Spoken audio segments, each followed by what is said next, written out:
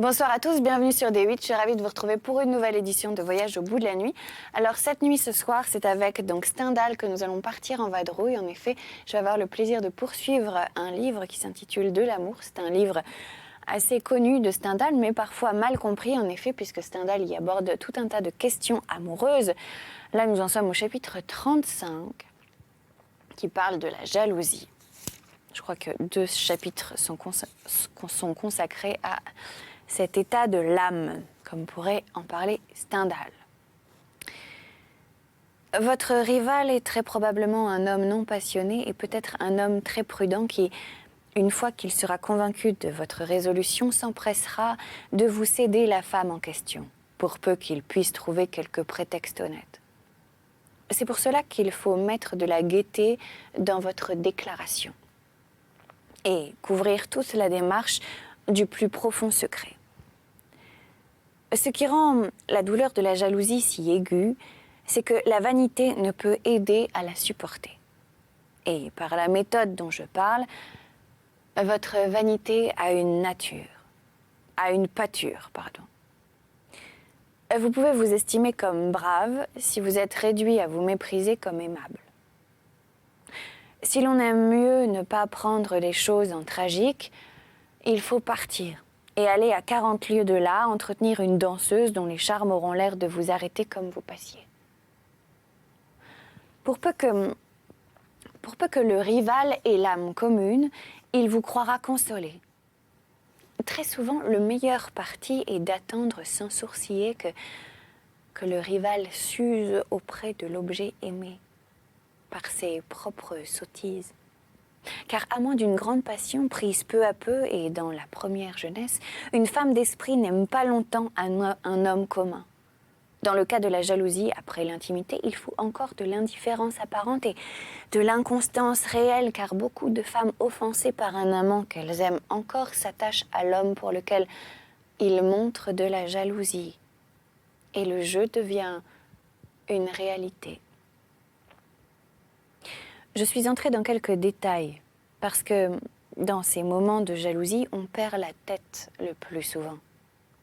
Des conseils écrits depuis longtemps font bien, et l'essentiel étant de feindre du calme, il est à propos de prendre le ton dans un écrit philosophique. Comme l'on a de pouvoir sur vous qu'en vous ôtant ou vous faisant espérer des choses dont la seule passion fait tout le prix, si vous parvenez à vous faire croire indifférent, tout à coup, alors vos adversaires n'ont plus d'armes. Si l'on n'a aucune action à faire et que l'on puisse s'amuser à chercher du soulagement, on trouvera quelque plaisir à lire, par exemple, Othello. Il fera douter des apparences les plus concluantes. On arrêtera les yeux avec délice sur ses paroles. Des bagatelles légères comme l'air semblent à un jaloux des preuves aussi fortes que celles que l'on puise dans les promesses du Saint-Évangile. Othello, acte 3. J'ai éprouvé que la vue d'une belle-mère est aussi, pas une belle-mère avec un tiret, une belle-mère, M-E-R. J'ai éprouvé donc que la vue d'une belle-mère est aussi consolante. Je trouve écrit par Salviati, 20 juillet 1818. J'applique souvent et déraisonnablement, je crois, à la vie tout entière le sentiment qu'un ambitieux ou un bon citoyen éprouve durant une bataille, s'il se trouve employé à garder le parc de réserve ou dans tout autre poste sans péril et sans action. J'aurais eu du regret à 40 ans d'avoir passé l'âge d'aimer sans passion profonde.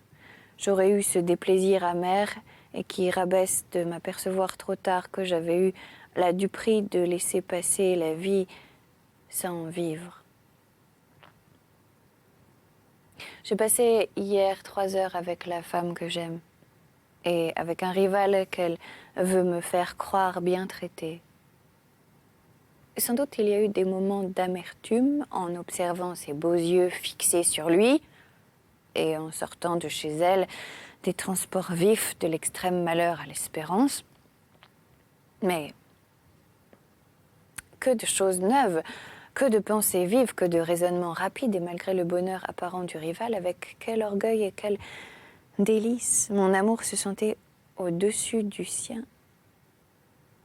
Je me disais, ces joues-là pâliraient de la plus vile peur au moindre des sacrifices que mon amour ferait en ce jour. Que dis-je, avec bonheur. Par exemple, mettre la main au chapeau pour tirer l'un de ces 2 billets, être aimé d'elle, l'autre, mourir à l'instant. Et ce sentiment ici de plein pied chez moi, qu'il ne m'empêcherait point d'être aimable et à la conversation. Si l'on m'eût conté cela il y a 2 ans, je me serais moquée. Je lis dans Voyage des capitaines Lewis et Clark, fait aux sources du Missouri en 1806, page 215, les Ricaras sont pauvres, mais bons et généreux. Nous vécûmes assez longtemps dans 3 de leurs villages. Leurs femmes sont plus belles que celles de toutes les autres peuplades que nous avons rencontrées.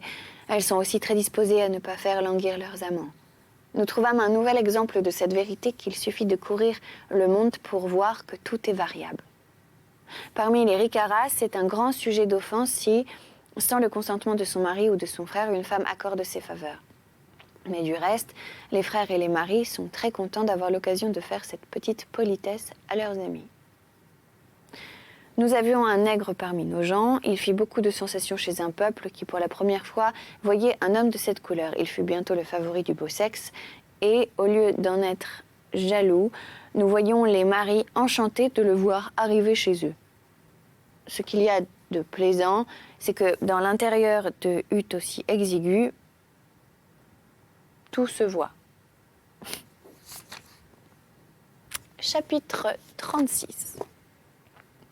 Suite de la jalousie.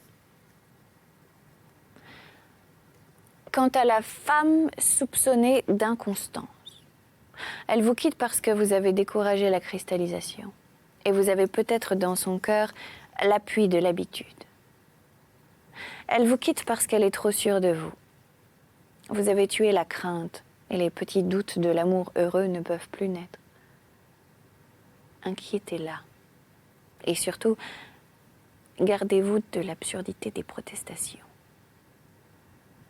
Dans le long temps que vous avez vécu auprès d'elle, vous aurez sans doute découvert qu'elle est la femme de la ville ou de la société qu'elle jalouse et qu'elle craint le plus.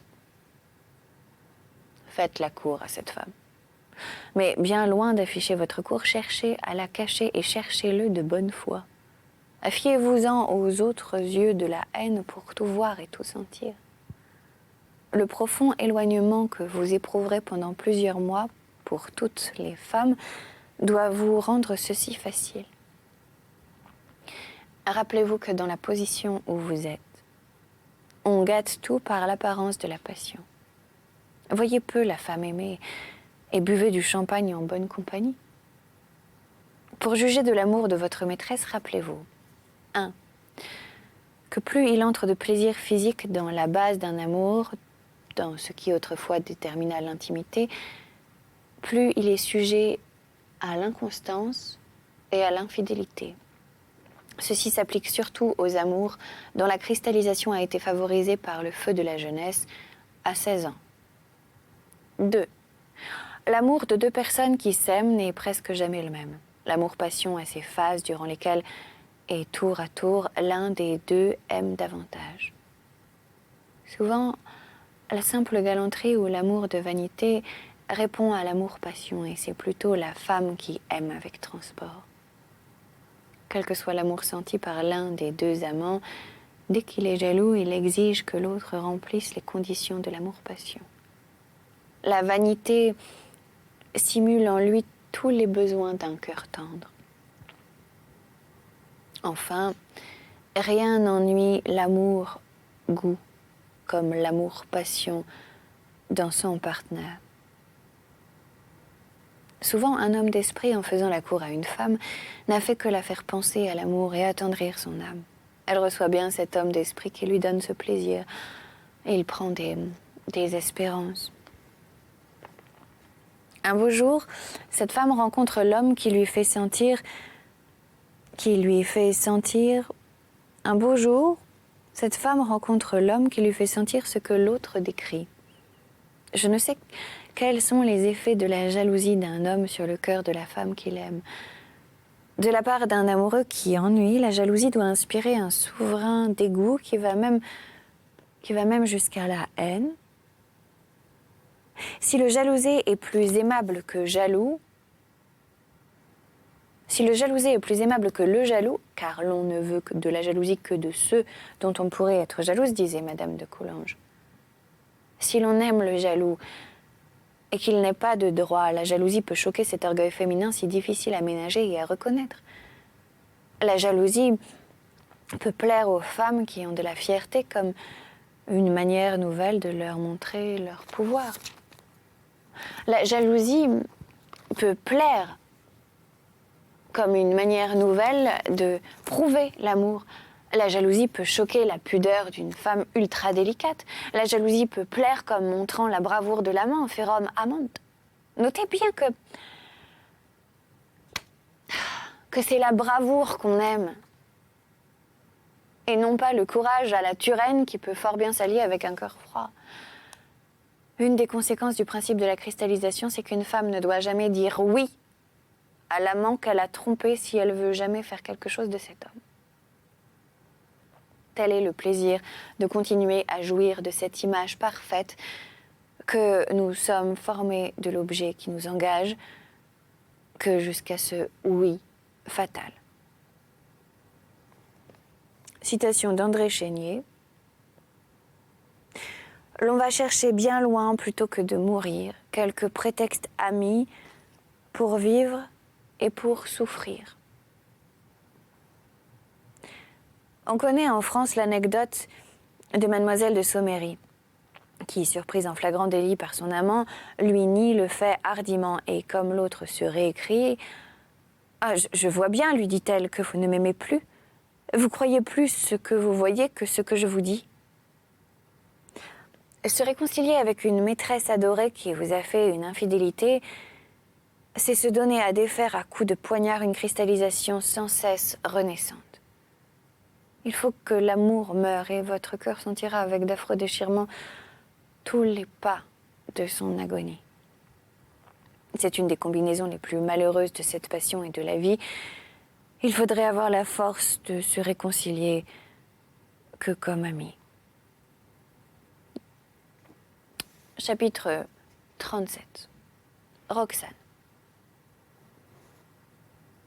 Quant à la jalousie chez les femmes, elles sont méfiantes, elles risquent infiniment plus que nous. Elles ont plus sacrifié à l'amour, elles ont beaucoup moins de moyens de distraction, elles en ont beaucoup moins surtout de vérifier les actions de leur amant.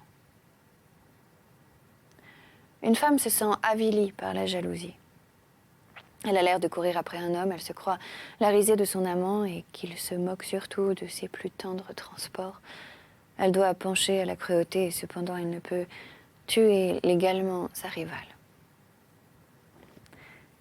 Chez les femmes, la jalousie doit donc être un mal encore plus abominable, s'il se peut que chez les hommes. C'est tout ce que le cœur humain peut supporter de rage impuissante et de mépris de soi-même sans se briser. Je ne connais d'autre remède à un mal si cruel que la mort de qui l'inspire ou de qui l'éprouve. On peut voir la jalousie française dans l'histoire de Madame de la Pommeraye avec Jacques le fataliste. La Rochefoucauld dit « On a honte d'avouer qu'on a de la jalousie et l'on se fait honneur d'en avoir eu et d'être capable d'en avoir. »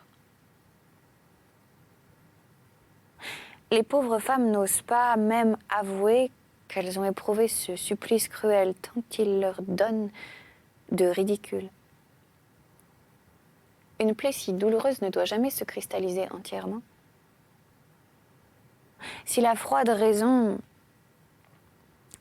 pouvait s'exposer au feu de l'imagination avec l'ombre de l'apparence du succès, je dirais aux pauvres femmes malheureuses par jalousie, il y a une grande distance entre l'infidélité chez les hommes et chez vous. Chez vous, Cette action est en partie action directe. Militaire, elle n'est signe de rien chez l'homme. Par l'effet de notre éducation d'école. Par l'effet de la pudeur, elle est au contraire le plus décisif de tous les signes de dévouement chez la femme. Une mauvaise habitude en fait comme une nécessité aux hommes. Durant toute la première jeunesse, l'exemple de ce qu'on appelle les grands au collège fait que nous mettons toute notre vanité, toute la preuve de notre mérite dans le nombre des succès de ce genre. Votre éducation à vous agite dans le sens inverse. Quant à la valeur d'une action comme signe, dans un mouvement de colère, je renverse une table sur le pied de mon voisin. Cela lui fait un mal du diable, mais peut fort bien s'arranger, ou bien je fais le geste de lui donner un soufflet. La différence de l'infidélité dans les deux sexes est si réelle qu'une femme passionnée peut pardonner une infidélité, ce qui est impossible à un homme. Voici une expérience décisive pour faire la différence de l'amour-passion et de l'amour par pique. Chez les femmes, l'infidélité tue presque l'un et redouble l'autre. Les femmes fières dissimulent leur jalousie par orgueil. Elles passent de longues soirées silencieuses et froides avec cet homme qu'elles adorent, qu'elles tremblent de perdre et aux yeux duquel elles se voient peu aimables. Ce doit être un des plus grands supplices possibles. Et c'est aussi une des sources les plus fécondes de malheur en amour. Pour guérir ces femmes, si dignes de tout notre respect, il faut dans l'homme quelques démarches bizarres et fortes. Et surtout qu'il n'ait pas l'air de voir ce qui se passe. Par exemple, un grand voyage avec elle entrepris en 24 heures. C'est une bonne idée, ça, un grand voyage avec elle entrepris en 24 heures. Voilà, c'est là-dessus que nous allons nous arrêter. C'était à la fin du chapitre 37, donc, de l'amour de Stendhal. Merci de nous avoir suivis. Vous pouvez nous retrouver sur les réseaux sociaux, #VBN. Et quant à moi, je vous dis à très bientôt sur notre chaîne pour de nouvelles aventures littéraires. Passez une très bonne nuit si vous vous couchez et une très bonne journée si vous vous levez. Salut!